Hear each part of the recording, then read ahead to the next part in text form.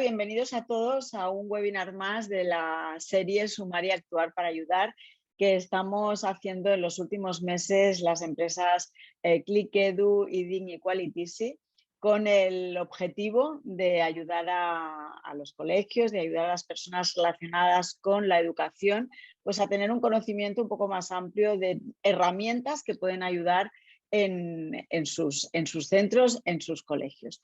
Bien, el webinar de hoy tiene como invitado también al doctor Casas, que lo hemos tenido en los dos últimos webinars, pero hoy es un poquito diferente al anterior.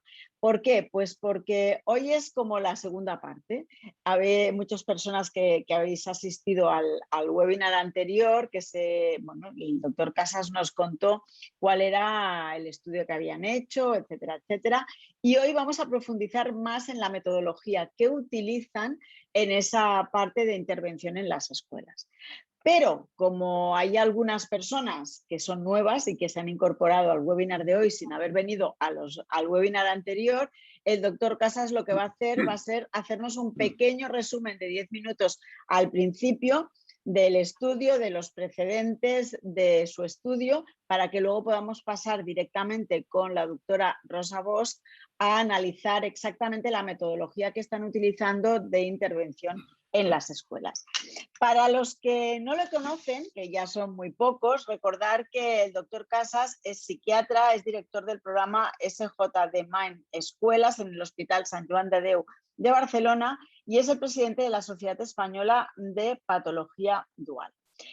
Anteriormente y durante 20 años, catedrático de psiquiatría y jefe del servicio de psiquiatría del Hospital Universitario de la Vall d'Hebron de Barcelona.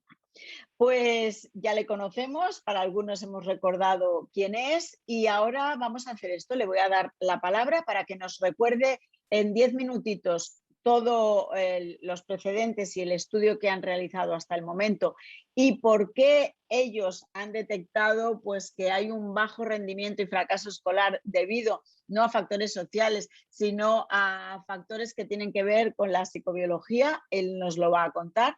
Y luego, como os he dicho, pasaremos a la palabra a Rosa Bosch, que hará más énfasis en la parte metodológica de intervención que tienen en los colegios. Pues, Miquel, todo el escenario es tuyo. Muchas gracias. Voy a compartir la presentación. Perfecto. ¿Se ve? ¿Se ve? ¿La veis? La vemos, Miquel. ¿Y me oís? Muy bien, pues muchísimas gracias a todos ustedes por haber estado atentos al primer webinar y querer repetir hoy con ese que es más que complementario, es la profundización en todo lo que ha sido el proyecto de trabajo durante 10 años y que ahora se ha plasmado en el programa de rendimiento escolar que están viendo ustedes en pantalla, programa de rendimiento escolar del Hospital de Sant Joan de Déu y de la Universidad Autónoma de Barcelona. Este programa lo que pretende es el cribaje, el diagnóstico y el tratamiento de los denominados trastornos del neurodesarrollo. Después veremos en qué consiste más extensamente, pero ahora ya lo enunciamos.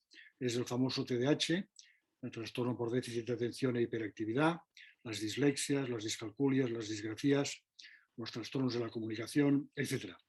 Realmente, bajo el epígrafe de trastornos de neurodesarrollo tenemos un auténtico cajón desastre, porque también está el autismo muy severo, están las discapacidades intelectuales por debajo de 50-60 de cociente intelectual, por lo tanto también muy severas, pero nos referimos en ese programa, y ese ha sido el objetivo de este estudio que ha durado 10 años, a aquellos trastornos del neurodesarrollo que son reversibles, es decir, que efectuando una detección, un diagnóstico y un tratamiento entre los 6 y los 15 y 16 años, en la mayoría de los casos tienen un alto índice de reversibilidad y por lo tanto el alumno, el niño primero y adolescente después, puede llegar a tener un éxito escolar como el resto de sus compañeros.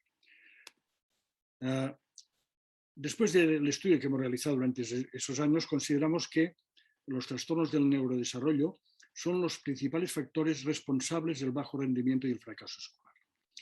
por encima, antes, más importantes que lo que se argumenta habitualmente de escuelas de baja calidad, currículums escolares no satisfactorios, problemas socioeconómicos, barrios marginales, etcétera, etcétera.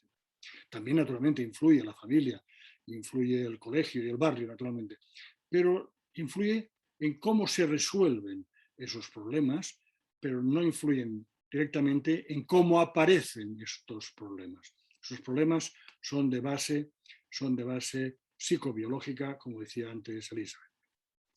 Una peculiaridad de este programa es que se realiza en su totalidad en los centros docentes, es decir, que no pedimos a las familias ni a los alumnos que se desplacen a un centro sanitario, a un hospital, a una clínica privada, sino que nos desplazamos nosotros, psicólogos, psiquiatras, logopedas, los profesionales que sean necesarios a las escuelas, y se realiza todo el procedimiento en horario escolar, de manera que el niño y la familia no tienen que desplazarse después de la escuela.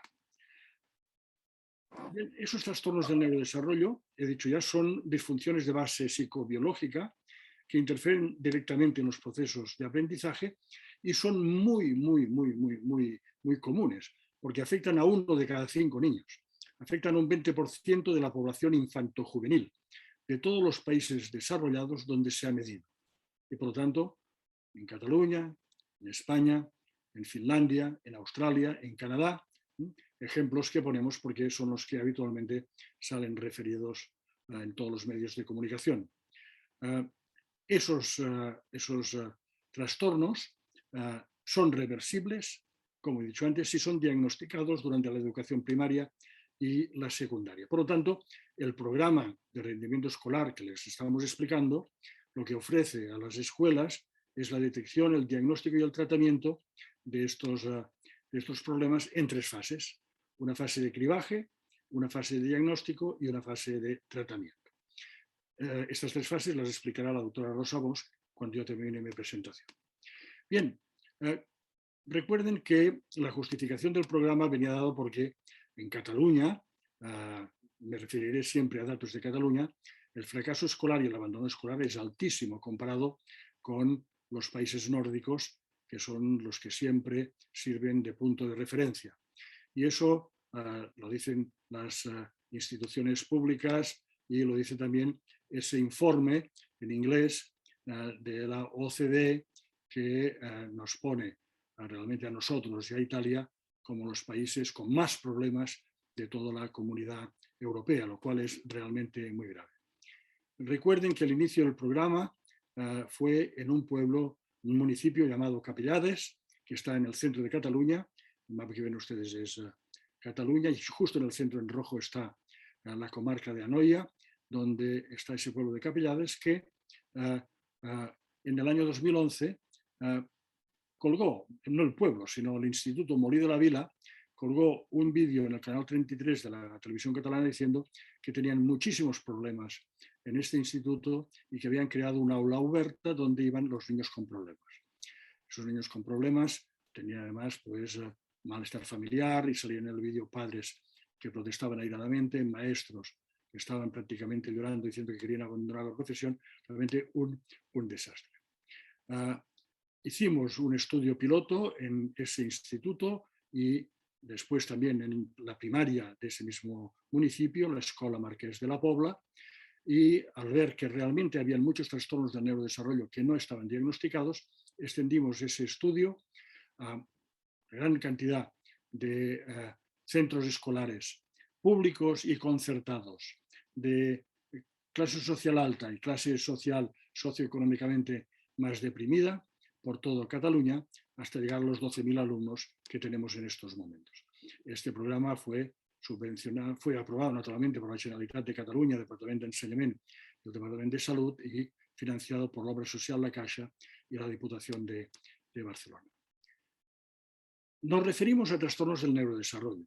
Trastornos del neurodesarrollo como el conjunto de factores que explican mejor que no la familia, los maestros, el barrio, el por qué determinados niños, niñas, tienen un bajo rendimiento escolar y un fracaso escolar. Los trastornos del neurodesarrollo se considera hoy en día que están ligadas al desarrollo de nuestra especie, a la evolución de nuestra especie, afectan entre un 15 y un 20% en la infancia y entre un 12 y un 15%, un poquito menos, en la edad adulta. Y son una serie de trastornos que se considera también que antes del siglo XX y XXI, en que exigimos a los niños escolarización completa hasta los 16 años, que estén sentados en clase 5 horas y que aprendan matemáticas y ortografía, eran trastornos que cuando no se les exigía eso, podían dar individuos muy brillantes, de manera, Carlomagno, conquistadores españoles, o bien aventureros, etcétera, que podían resultar beneficiosos hasta, repito, finales del siglo XX, finales del siglo XIX, principios del siglo XX, que seguramente aportaban más carne a la familia en la prehistoria, servían para guerrear mejor y proteger a la familia, pero que, como decía antes, se han vuelto problemáticos en los siglos XX y XXI.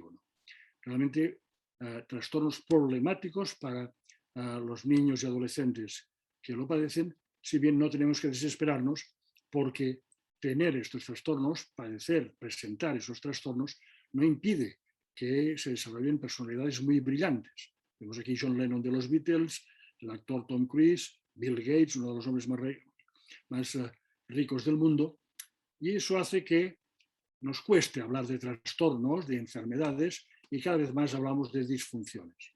Disfunciones reversibles del neurodesarrollo que realmente impiden un buen rendimiento escolar, pero que pueden ser claramente superadas si se diagnostican y se tratan a tiempo. Y siempre ponemos esta diapositiva del doctor Luis Rojas Marcos, recuerden ustedes, director de los servicios mentales de Nueva York cuando atacaron las Torres Gemelas, y que él, ahora jubilado, va explicando qué es un TDAH y lo mal que se lo pasó siendo un TDAH y lo que tuvo que hacer para superar este problema. Bien, los trastornos del neurodesarrollo son los trastornos del aprendizaje, que afectan entre un 8 y un 10% de los niños, es decir, 1 de cada 10 niños tiene un trastorno del aprendizaje, el famoso trastorno por déficit de atención e hiperactividad, el TDAH, los trastornos del espectro autista, trastornos de la comunicación, etc. Podríamos ir siguiendo, pero para simplificar, resaltamos solamente estos, y además es necesario poner énfasis en que padecer uno de esos trastornos o varios, porque muchas veces son comórbidos, no solamente dificulta un buen rendimiento escolar, sino que además, y por eso salen esas dos flechas, son los factores de vulnerabilidad individual que propician los consumos de cannabis en adolescentes, que propician las alteraciones de conducta en los adolescentes, que tanto molestan en las escuelas y en las familias, y que propician cuadros de ansiedad y depresión cuando estos niños llegan ya a una edad de 14, 15, 16 años, por lo que se les acostumbra a reetiquetar de pacientes ansiosos, depresivos, trastornos de personalidad, cuando no lo son, son realmente trastornos del neurodesarrollo. Volvamos ya en los últimos minutos de mi presentación a ese proyecto Capelladas, que se empezó hace 10 años, con 12.000 alumnos, y veamos los resultados que voy a sumarizar, que voy a resumir muy rápidamente. Hemos encontrado en Cataluña, porque eso se ha realizado en Cataluña, que en los centros públicos, las escuelas, los institutos públicos, solo se diagnostican 1 o 2 alumnos de cada 10 que lo necesitan. ¿Y los otros 8? Pues los otros 8 van a engrosar el fracaso escolar. En los centros concertados se diagnostican 2, 3, 4 de cada 10 escolares que lo necesitan. Se diagnostica un poquito más, pero faltan un 6, 7, 6. ¿Y dónde van? A engrosar el fracaso escolar. Y claro, si lo comparamos con el norte de Europa, donde siempre nos miramos, veremos que la diferencia es clara. En el norte de Europa, esos problemas están diagnosticados, están detectados y diagnosticados desde casi el jardín de infancia, las guarderías, y naturalmente en la enseñanza primaria. De manera que se puede hacer un acompañamiento de estos alumnos y conseguir que reviertan el problema. Por tanto, podemos decir, lo decía ya en todos los informes consultados, que España es uno de los países europeos que menos diagnosticamos y menos tratamos esos trastornos comparados con el norte de Europa, y así hay que resaltarlo porque los psiquiatras tenemos el San Benito de que medicamos demasiado, diagnosticamos demasiado, medicalizamos demasiado. Pues no. Quizás hay algún desaprensivo que sí que lo hace, pero la mayoría del cuerpo médico de la psiquiatría y también de la psicología hacemos lo que la ars médica, la praxis médica nos indica, que es hacer buenos diagnósticos y buenos tratamientos. Y somos el país de Europa que menos lo hacemos. Fíjense que cuando ponemos eso en números, realmente es espectacular.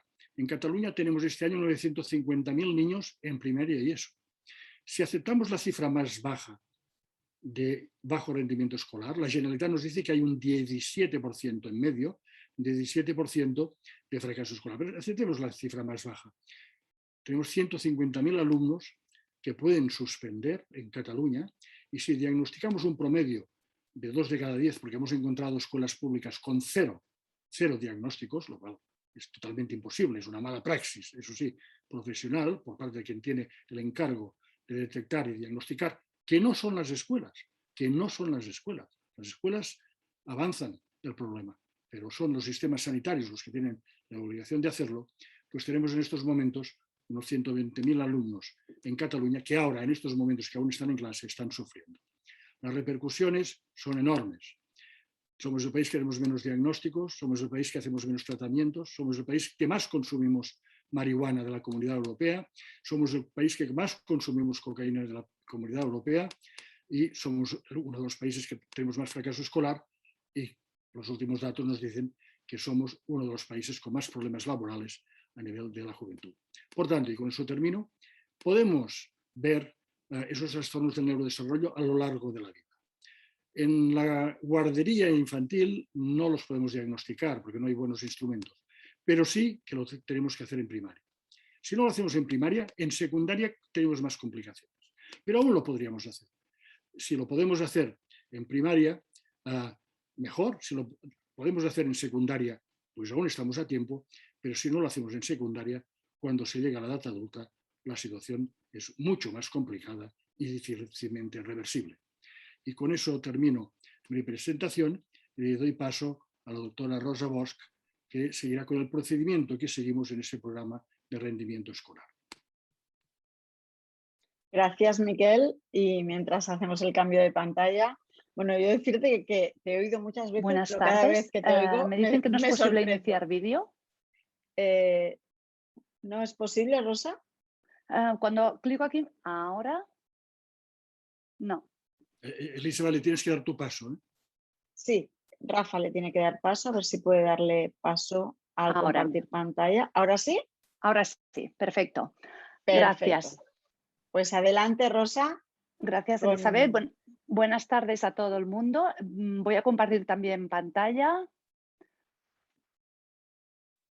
Y supongo que ahora ya se ve completamente, ¿no?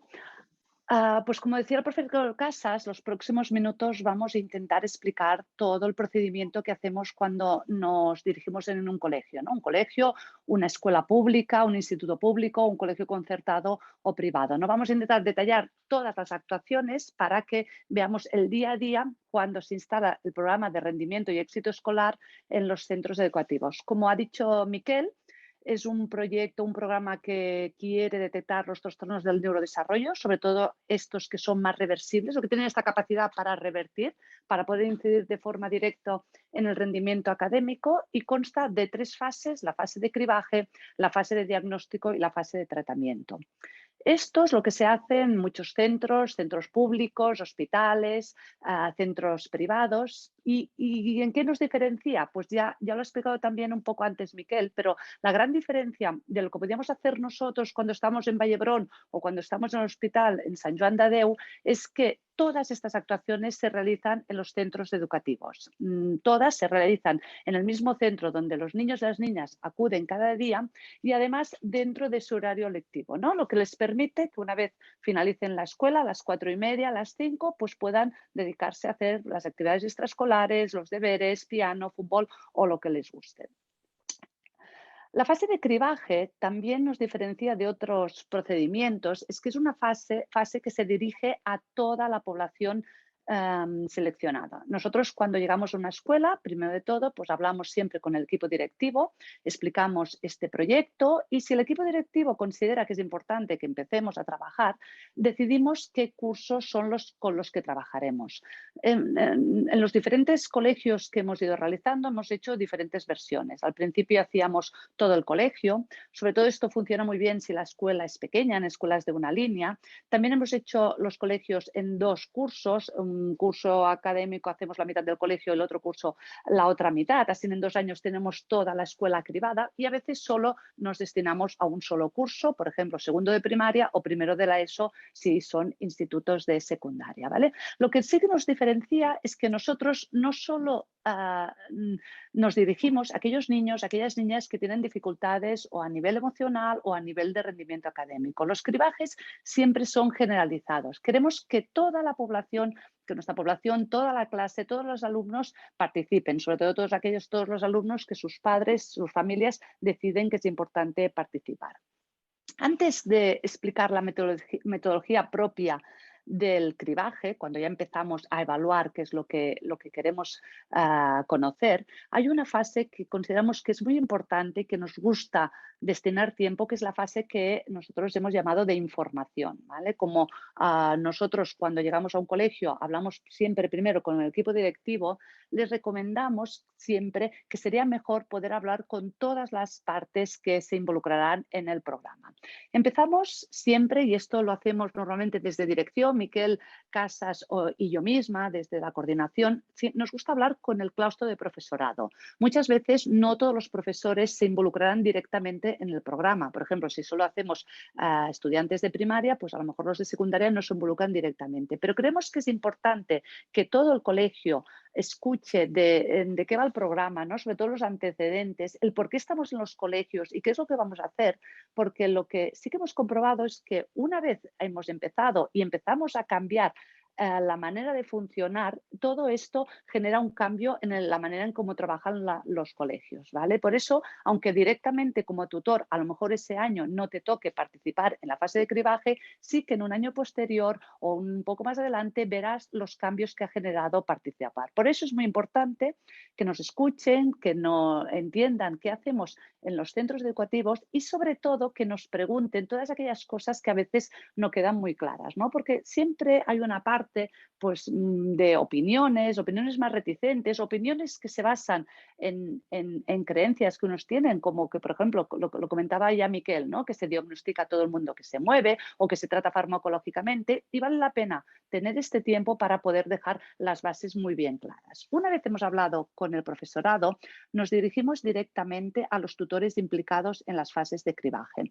En cada uno de los centros siempre tienen de referencia pues, tanto a Miquel Casas como a mí misma, como la coordinación de todo el proyecto. Pero además de a nosotros, también tienen siempre un psicólogo que es la persona encargada de coordinar todas esas actuaciones. Y aquí el psicólogo que se encarga, ya empezamos a trabajar directamente con las personas que luego tendrán que rellenar todo lo que les pediremos en esta fase de cribaje. Hacemos reuniones con los tutores para que entiendan cómo será el procedimiento, porque es un procedimiento que nosotros, los profesionales de salud, los psiquiatras, los psicólogos, tenemos muy claro, pero sí que es verdad que a veces dentro de los sistemas educativos pues no se trabaja de esta manera. Por lo tanto, es importante que entiendan qué es lo que nosotros queremos observar, qué queremos que ellos nos cuenten y la manera como tenemos que hacerlo. De esta manera, aunque ellos tengan que hacer un gran trabajo, que es el que van a hacer los tutores, siempre se van a sentir un poquito más acompañados, ¿no? Si estamos a su lado y vamos resolviendo todas esas dudas que le puede generar todo este sistema. El primer año generan muchas dudas. Eso también tenemos que decir que una vez ya ha pasado un curso escolar, todas esas dudas se disipan y es mucho más sencillo para ellos y también para nosotros. Una vez tenemos todo el profesorado, el claustro, los profesores implicados, es hora de hablar con las familias. Nosotros lo hemos dicho, es un proyecto muy importante para nosotros, creemos que es de vital importancia que se realice en los centros educativos y también para el equipo directivo que al final decide participar.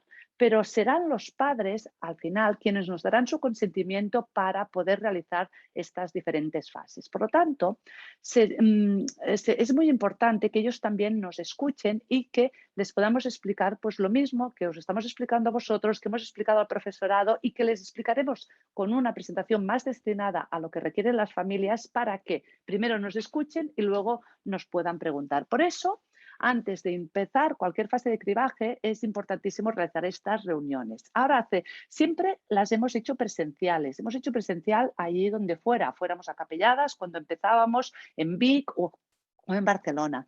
Desde el curso pasado y todas están haciendo presencial que nos permiten llegar a un montón más de familias, pero sí que es verdad que a veces pues, nos perdemos un poco esa interacción entre las personas. Pero es vital que se haga esta reunión porque si las familias un día reciben ese sobre con ese consentimiento, con esa información que a veces son un poco complejas, pues probablemente muchos de ellos no participarían, ¿vale? Porque no entenderían qué estamos haciendo, psicólogos, psiquiatras del Hospital de Sant Joan de Déu, en los colegios para dificultad de fracaso. Es decir, que a lo mejor pues, no fomentaría la participación. De esta manera estamos teniendo pues, participaciones que llegan alrededor del 80% en todos los centros educativos.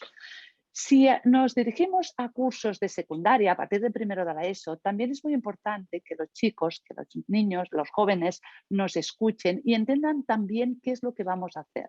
A partir de los 12 años también se les requiere firma en el consentimiento informado. Desde todos los comités éticos, cuando un menor ya tiene 12 años, nos considera que también tienen que dar su permiso para poder participar.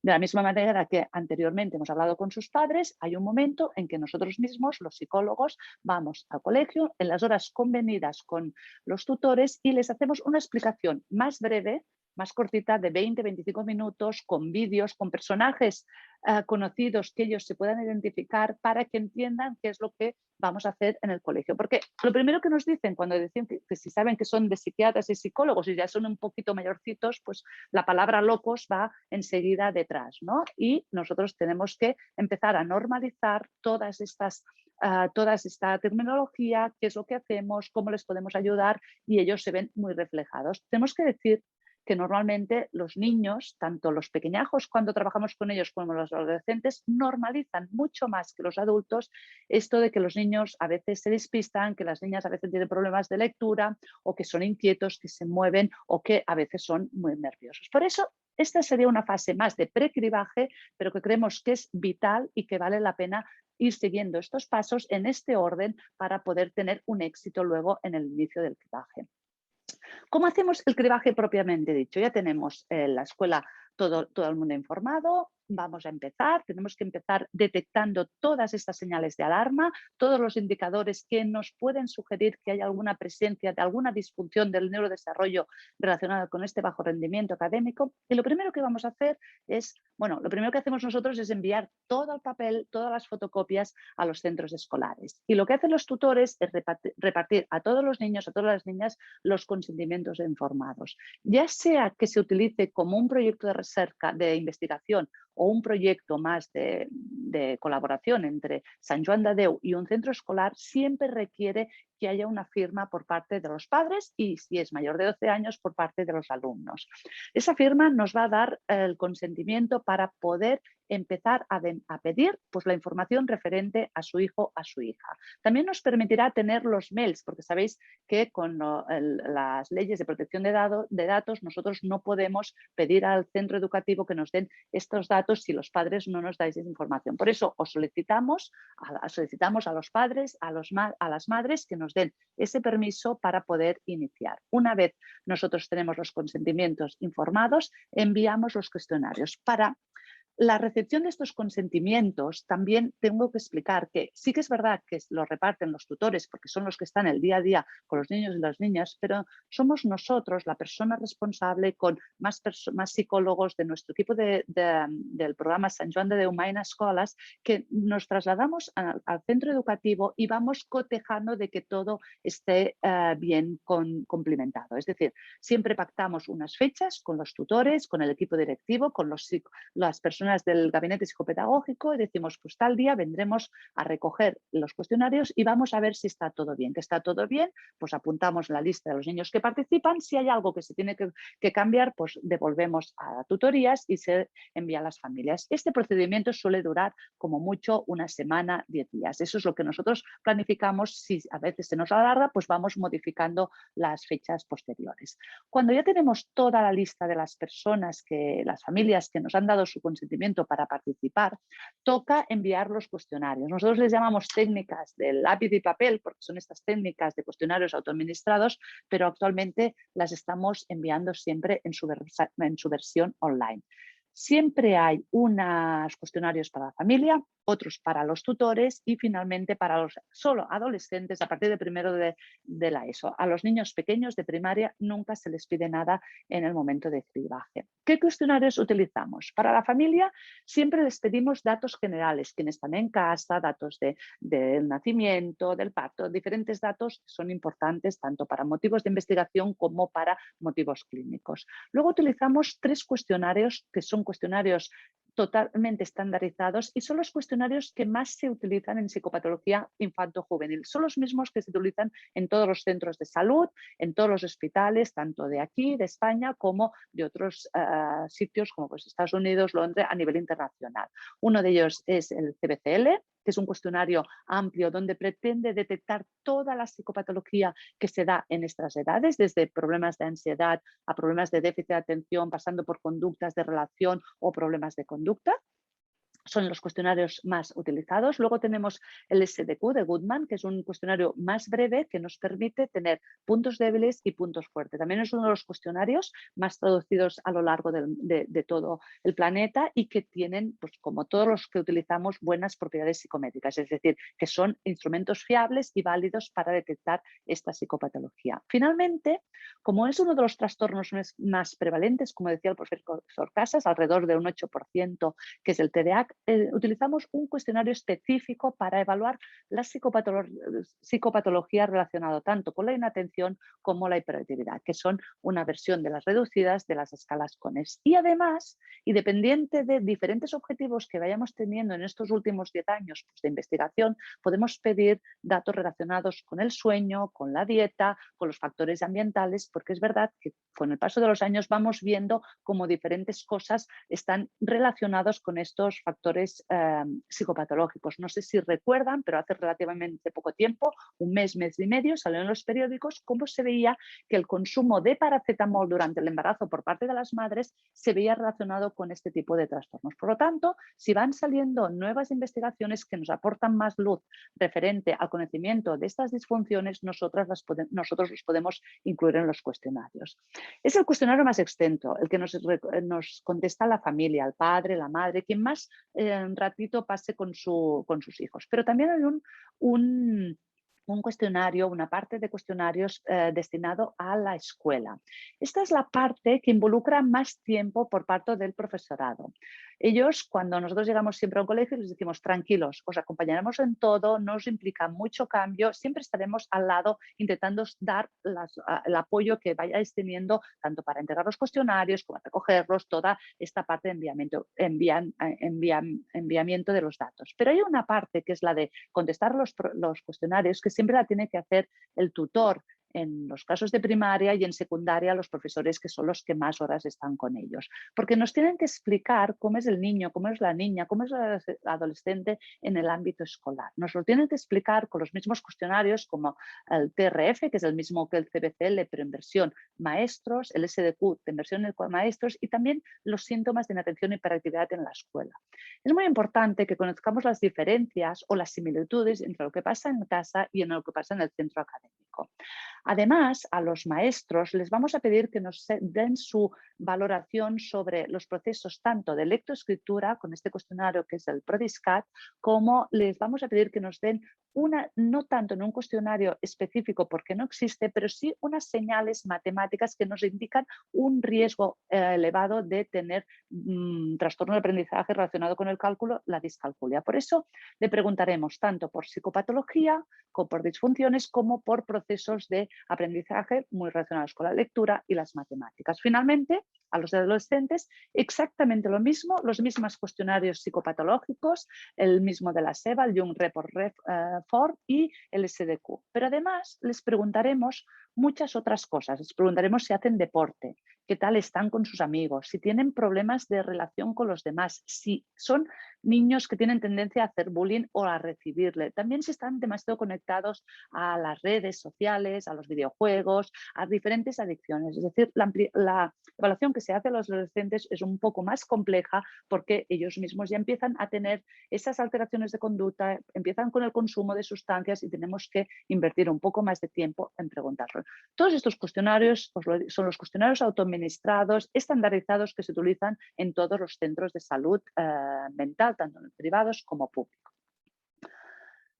¿Qué pasa cuando ya hemos enviado estos cuestionarios a todo el mundo que los vaya haciendo? Los padres normalmente les damos 10 días para contestar estos cuestionarios. Más que nada que si les damos 3 meses van a tardar igual 3 meses y va a ser muy complicado. Es decir, les damos poco tiempo dejando el margen que tenemos para diferentes dificultades que pueda tener una familia para contestarlo. Esos 10 días incluyen un fin de semana y pueden contestarlo. Para los profesores siempre dejamos mucho más tiempo y eso dependerá de cada centro escolar. Hay centros escolares que son mucho más rápidos, que dan horas para hacer esto a sus profesores de forma horas seguidas durante un día. O, por ejemplo, ayer hacía la reunión con una escuela que ahora están todos los niños confinados, por lo tanto, la profesora tenía más tiempo para poderlo realizar, pero este deadline siempre lo marcará el centro educativo, porque nosotros podemos sugerir cuánto tiempo van a necesitar, cuánto pueden hacerlo, pero al final cada centro pues, es un pequeño universo, ¿no? Un pequeño mundo y cada uno sabrá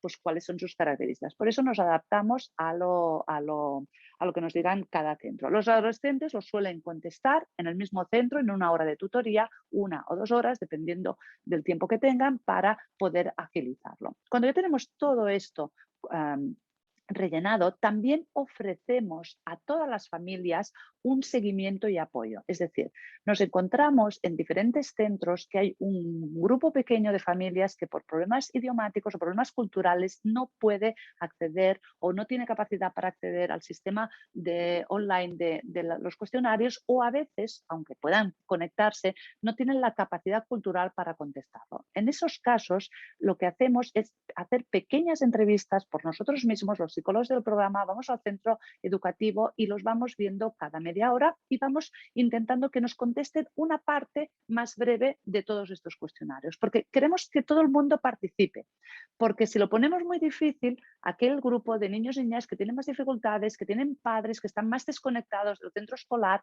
y les cuesta más realizar todos estos procedimientos, también se van a perder. Por eso damos este seguimiento, este apoyo para aquellas familias que tengan alguna dificultad. Nosotros durante todo este proceso vamos conectando con el centro académico y diciendo, pues dando el report de cómo va funcionando toda la contestación o toda la administración de estos cuestionarios. Finalmente, hay un día que se acaba. Nosotros antes ya nos llevábamos los cuestionarios, y la verdad, porque antes empezábamos con papel, ahora todo, pues descargamos las bases de datos, hacemos todo el tratamiento de los datos y miramos estadísticamente qué es lo que hemos encontrado. A partir de aquí hay una reunión que es muy importante, es una reunión que está calendarizada desde el primer momento. Cuando nosotros hablamos con el equipo directivo, con el equipo de orientación psicopedagógica, ya calendarizamos todas estas reuniones. Y esta reunión es muy importante porque nosotros devolveremos al centro educativo los resultados de todos los niños y niñas que han participado. Son resultados totalmente estadísticos. Los hemos corregido, hemos pasado pues, los baremos y hemos visto aquello que sale de la norma.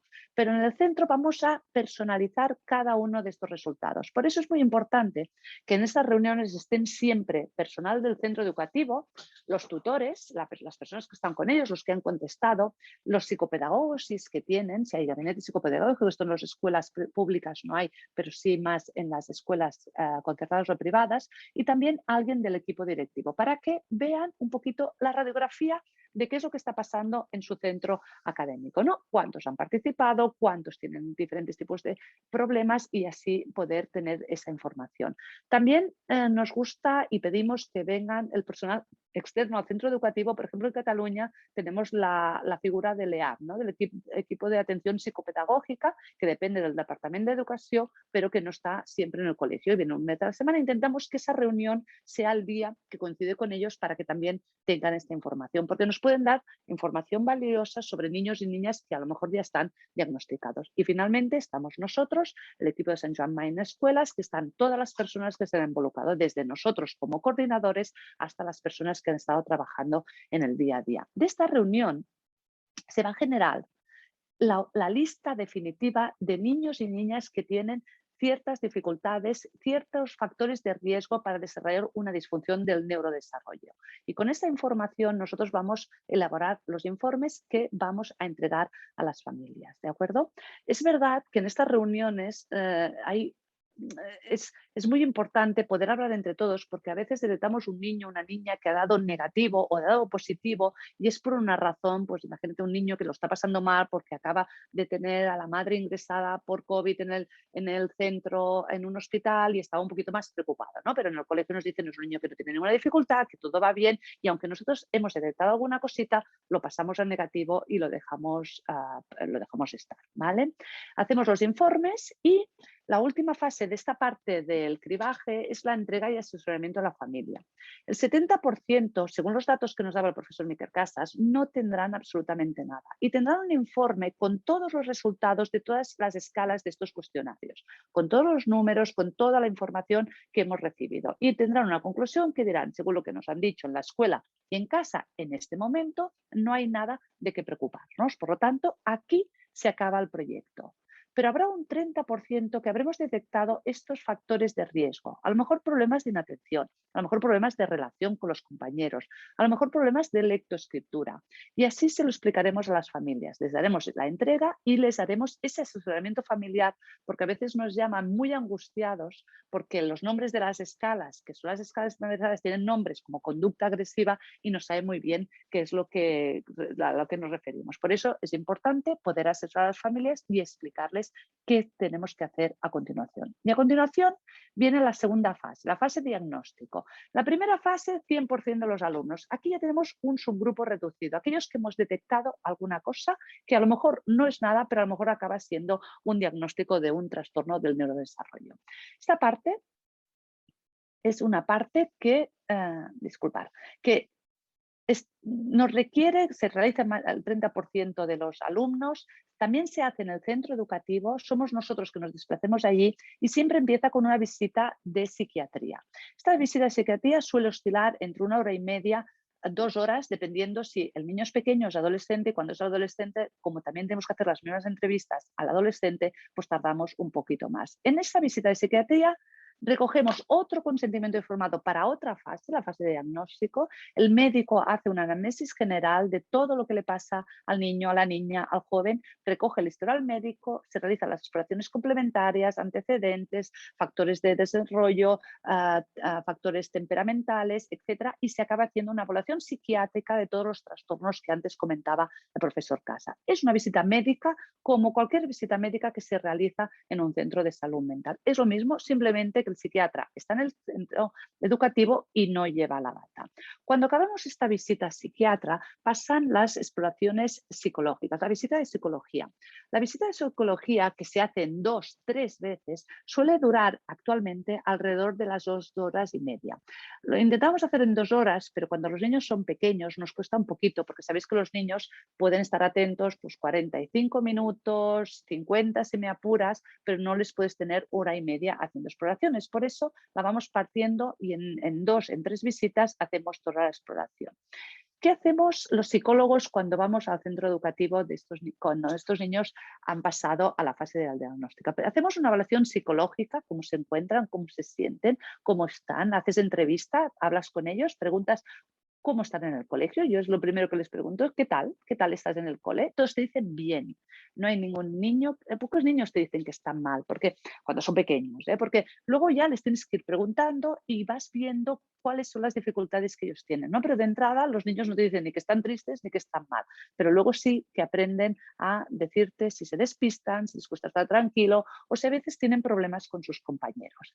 También una exploración neuropsicológica amplia. A todos ellos les administramos siempre siempre el WIS, que el WIS es una prueba de inteligencia. Queremos saber cómo están a nivel intelectual, pero también queremos saber cómo están a nivel de lectoescritura. Por eso pasamos el PROLE, que el PROES, en las diferentes versiones que tenemos desde los 6 años hasta los 16.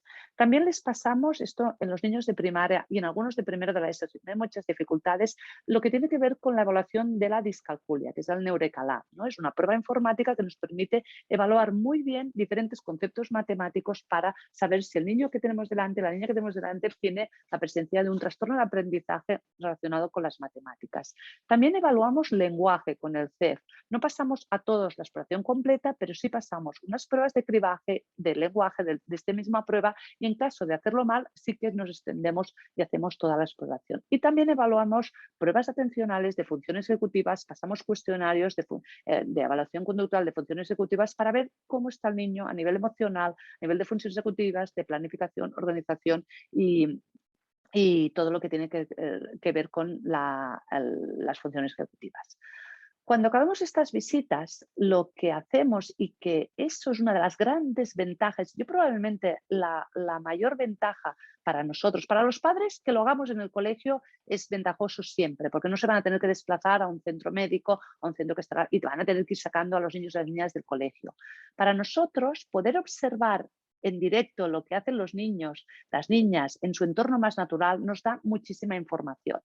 Cuando estamos en el hospital, vienen los niños y pocas veces se nos levantan, pocas veces se mueven, y aparte los tenemos poco rato, los vemos en un ambiente muy de laboratorio. Cuando vamos al colegio los vemos en la clase, porque subimos a buscarlos, hacemos observación en clase y ver rápidamente cuál es el niño que se despista, cuál es la niña que es más impulsiva, cuál es el niño que tiene problemas a la hora de hacer filas o en la hora del patio, ¿no?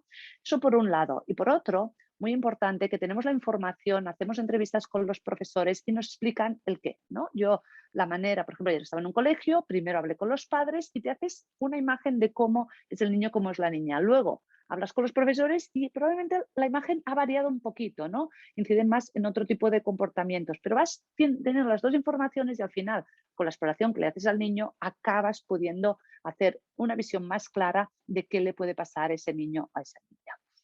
Finalmente, nosotros elaboramos los informes, trabajamos psiquiatras y psicólogos conjuntamente, porque hay muchas veces que el déficit de atención se puede dar por presencia de trastornos de déficit de atención, pero por problemas con dislexia, y tenemos que ver en cada caso qué es lo que se atañe a cada uno de los trastornos. Finalmente elaboramos este informe mucho más largo, que tiene 6, 7 hojas, y finalmente, y en persona, normalmente el médico o uno de los psicólogos responsables de la evaluación del niño hace una visita de evolución con la familia que dura aproximadamente 30 minutos, donde les explicamos todos estos resultados, les damos el informe y les explicamos todo lo que hemos visto. Y les explicamos, si no ha salido nada, si ha sido ese 10% de que hemos visto síntomas, pues les explicamos que a lo mejor ahora no es nada importante, pero que si en un futuro las cosas empeoran, tienen que volver a pedir visita. Y en aquel 20% que acabamos diagnosticando algún trastorno, alguna disfunción del neurodesarrollo, les explicamos que tienen que empezar a hacer un tipo de tratamiento. ¿En qué consiste el tratamiento? El tratamiento, hay muchas intervenciones y, como el doctor Casas, el profesor Casas ha explicado, hay muchos trastornos que están dentro de este cajón desastre, que es los trastornos del neurodesarrollo. Dependiendo de cada trastorno, tendremos un tipo de intervención o no. A nosotros nos gusta siempre empezar con una intervención a nivel médico, la intervención psiquiátrica. No es como el médico es la persona responsable del caso, porque a veces sí que es verdad que en ese momento puede no haber algo muy definitorio a nivel psicopatológico, pero así vamos controlando a los niños a lo largo de toda su etapa evolutiva. Por ejemplo, un niño o una niña que tiene un problema de dislexia, empezamos con el tratamiento de reeducación. Pero sí que es verdad que muchas veces tienen comorbilidad con déficit de atención, que a lo mejor cuando son pequeños no se ven y luego cuando van pasando el tiempo pues va aflorando más ese déficit de atención. Por eso a los padres les explicamos, yo les digo, es como ir al cardiólogo. Cuando tienes un problema vas una vez al año. Si no pasa nada, te darán hora para de aquí a un año. Pero si no, sabes que ya estás conectado y que puedes empezar a hacer algún tipo de intervención psiquiátrica. También intervención en todo lo que tiene que ver con los trastornos por déficit de atención. Una intervención, déficit de atención, hiperactividad, en los trastornos del autismo, todo lo que tiene que ver con la psicopatología. Intervención psiquiátrica, que siempre se acompaña de intervención psicológica. cualquiera de estos niños niñas con alguna de estas disfunciones que requieren tratamiento psiquiátrico también requieren tratamiento psicológico. En algunos casos solo requerirán este tratamiento psicológico, dar pautas a los adolescentes, a los niños y a los padres sobre cómo se manejan todos estos trastornos. En algunos casos no nos podemos olvidar de que tenemos que realizar una intervención más a nivel social, porque habrá algunos de estos niños que tendrán dificultades sociales y que tendremos que tener y gestionar conjuntamente. O a lo mejor tenemos que gestionar cómo pueden realizar aquellas tareas, aquellos ejercicios que nosotros les recomendamos y que en casa no pueden hacer, pues o algún tipo de taller asistido o que lo lleven a algún tipo de médico especialista que nosotros recomendamos. Por lo tanto, la intervención social en algunos casos también será muy importante y es importante que estemos coordinados. Reeducación para todos los trastornos de aprendizaje, para dislexia, para disgrafía y para discalculia. Nosotros lo hacemos en el centro educativo y en horario lectivo. La intervención psiquiátrica muchas veces sí que requiere un centro de salud, porque para hacer un acto médico, para hacer una receta de una medicación, para poder tener las constantes vitales de un niño, pues sí que requiere un centro médico y a veces sí que para esa intervención derivamos al hospital o al centro de salud. Las reeducaciones de la lectura y la escritura en el entorno escolar y adaptándonos a lo que hacen los niños en el colegio, a las niñas en los colegios. Los pequeños, mucho más fácil. Los adolescentes adaptamos los procedimientos a aquello que están estudiando, a las asignaturas de catalán, de castellano, de inglés, todo aquello que les requiere pues, tener que mejorar en sus estudios. También podemos hacer rehabilitación de funciones ejecutivas, de working memory, memoria de trabajo, déficit atencional, ayudar a planificar a los niños y a gestionar la agenda en déficit de atención, en problemas de aprendizaje. También lo hacemos dentro del entorno escolar y en visitas, todas, tanto las reeducaciones como las las intervenciones más psicológicas se hacen pues, entre 1 o 2 veces por semana, dependiendo de la capacidad de los centros educativos. Finalmente, tratamiento logopédico para todos aquellos niños y niñas que tengan un problema de trastorno del lenguaje, trastornos del lenguaje expresivos, receptivos, que se da alrededor del 2%. Todas estas intervenciones son las que podemos ofrecer a los niños y a las niñas y no siempre significa que las tengamos que hacer todos. Tenemos que ver qué es lo que pasa para poder dar en cada momento cuál es la intervención más oportuna. Pero lo que está claro es que todas ellas están interrelacionadas y si trabajamos conjuntamente es cuando vamos a tener éxito. Si trabaja el médico por un lado, el psicólogo por el otro y el logopeda por el otro, probablemente se nos van a escapar muchas cosas. Por eso es muy recomendable hacer estas intervenciones multidisciplinar y a lo mejor en un momento determinado será más necesario incidir en el tratamiento psicológico y en otro momento pues a lo mejor en el tratamiento logopédico. De vital importancia, otra parte, que es que las incluye a todas. Es decir, cualquier niño, cualquier niña con cualquiera de estas disfunciones que están requiriendo estos tratamientos, lo que va a tener que necesitar es la intervención escolar.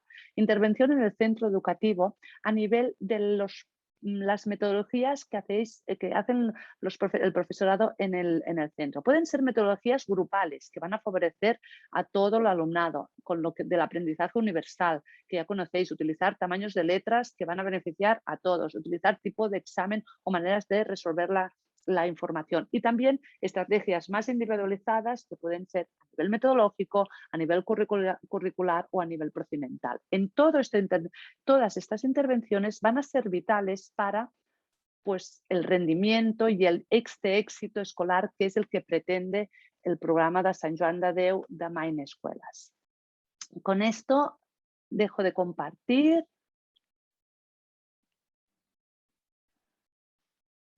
Muchísimas gracias. Me he pasado un poco del tiempo, perdón, iba deprisa porque sabía que... No, muchísimas gracias, Rosa. Te iba a decir que vamos en tiempo cuadrado porque hemos empezado 5 minutitos tarde, con lo cual hemos arrastrado 5 minutos, pero perfecto, ha cuadrado el tiempo muy bien. Bueno, yo creo que esto es lo que muchas personas echaban de menos en otros webinars, ¿no? La explicación detallada del método y qué hacíais en cada una de las fases, porque eran unas de las preguntas que nos solían hacer. Bueno, ¿y ahora qué, no? ¿Y en qué consiste esa metodología? Yo he puesto, mientras estabas hablando, he puesto en el chat que si querían formular preguntas, que las escribieran, que ahora sería el momento en que podríais, tanto tú como Miquel, contestar a todas las dudas que seguro que les han ido surgiendo, ¿no? Por tanto, os animo a los asistentes a escribir esas preguntas en el chat y que se las haremos. Bueno, creo que alguien se anima. Bueno, están saludando de momento, pero bueno, a ver si alguien se anima. Yo antes, mientras la gente se anima a escribir alguna pregunta, quería preguntarte, Rosa, todas estas 3 fases que has explicado, ¿en Sí, qué tiempo global? Tú hablabas de 2 cursos, hablabas de un curso, pero ¿estamos sí. hablando de todo el curso o estamos hablando de un periodo de tiempo que decimos un curso, pero te refieres a 2 meses, 3 meses? ¿Cuánto suele ocupar en función del tamaño del colegio? A ver, nosotros creemos que una buena planificación es empezar toda la fase de información en octubre. Octubre, hablar con todo el mundo, con el equipo directivo, para ya empezar. En octubre es muy pronto para empezar los colegios porque todos se están adaptando, niños, niñas y maestros, ¿vale? Pero sí que a final de primer trimestre ya podemos empezar con la detección de la fase de cribaje en los centros educativos. Dependerá mucho de si del grado de conocimiento de los maestros de los niños y niñas que están en las aulas. Es decir, si empezamos en un curso que los tutores los llevan desde el año pasado, que por ejemplo pasa en el ciclo inicial, ¿no? Que hacen primero y segunda de primaria, si empiezan en segundo, pues ellos el primer trimestre te pueden contestar muy bien los cuestionarios. En caso de que no haya esta información, nos esperaremos un poquito, a lo mejor después de Navidad.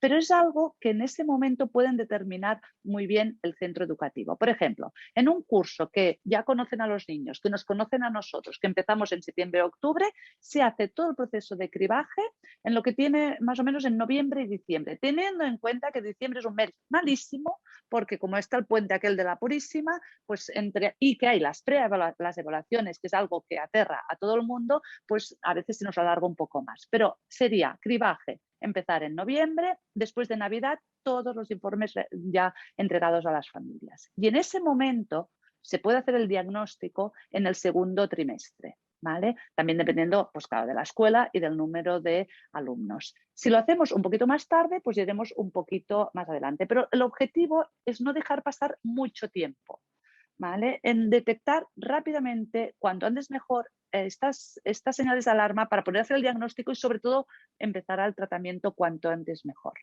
¿Vale? En niños Perfecto. pequeños esta carencia suele ser muy adecuada. En adolescentes podemos espabilarnos y ir un poquito más rápido.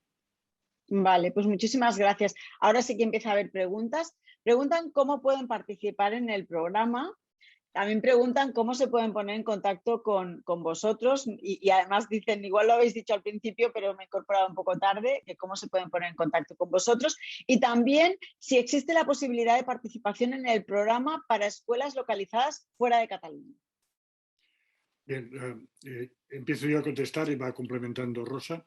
Muy Este bien. es un programa escolar. Digo esto porque es muy importante. No es un programa en el que los padres o los maestros tienen 3, 4, 15 niños con problemas y nos llaman para que estudiemos estos niños. Eso no va así. Cuando una escuela quiere participar en ese gran proyecto, en ese programa, tiene que ser o toda la escuela o uno o varios cursos de la escuela, pero en conjunto. Si es primer curso de primaria, es todo el primer curso de primaria. Si es el segundo de primaria o es el primero de la ESO, todo. Pero no son niños individuales, sino que es todo.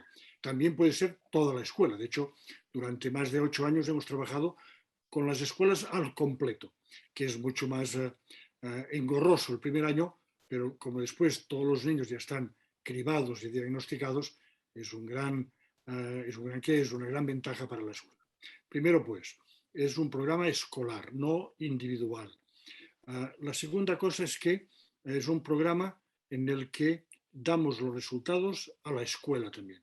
Hay padres que se acercan a nosotros y nos dicen, mire, me interesa mucho que ustedes estudien a mi hijo, incluso mi hijo ya ha estado diagnosticado en otro centro, me gustaría una segunda opinión, pero miren ustedes, yo no quisiera que lo que salga se lo comuniquen a la escuela. No lo quisiera para no tener estigma. No puede ser. No puede ser. Nosotros es un programa escolar de mejora del rendimiento escolar e intentar conseguir el éxito en los estudios. Para eso necesitamos la escuela.